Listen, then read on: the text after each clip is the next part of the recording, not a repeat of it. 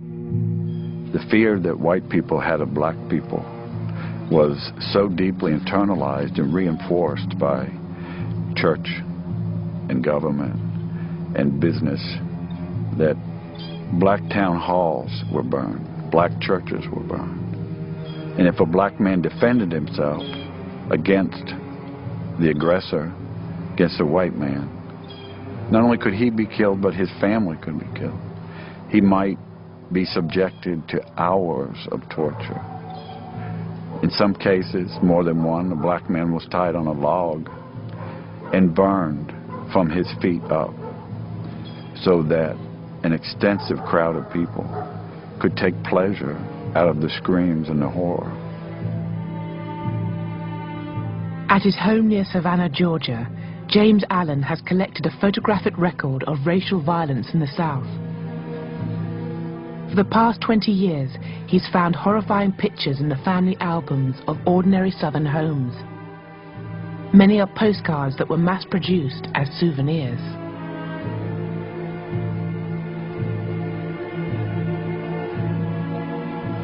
Some of these images were printed in the tens of thousands and sold for a dime or $1 a piece. Some of the postcards tell you where to write and the discounts you'll get if you buy 1, 10, or 100. They were sold in drugstores and pharmacies. They were sold on the street. I purchased a photograph from a woman. The photographer sold them door to door. Her mother bought the image for $2.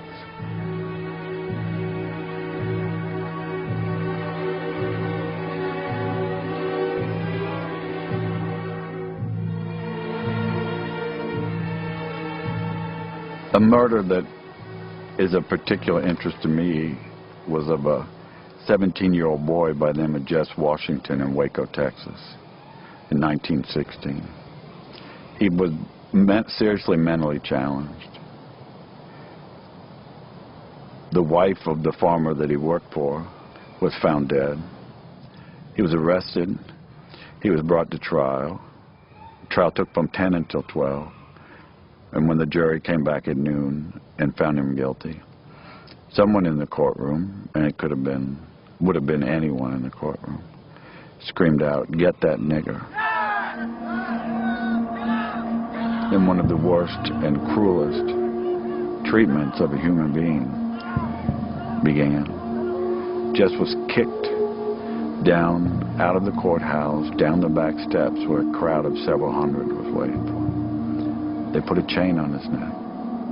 There were 16,000 people crowding the street to watch this boy be tortured. Jess was tied to the chain over a branch of a tree. The fire was started. They raised Jess from the fire up into the air so that the crowd could see him. There were cheers, like at a football game, cheering the torturers on. When Jess tried to climb up the chains, hand by hand, they cut his fingers off one by one so that all he could do was slap at the chain. They lowered him back down in the fire. A man came up and castrated him. Another man kept a pole so that he couldn't crawl out of the fire. And time and again they pulled him up to keep him from dying so that the crowd could be satisfied, until he finally died.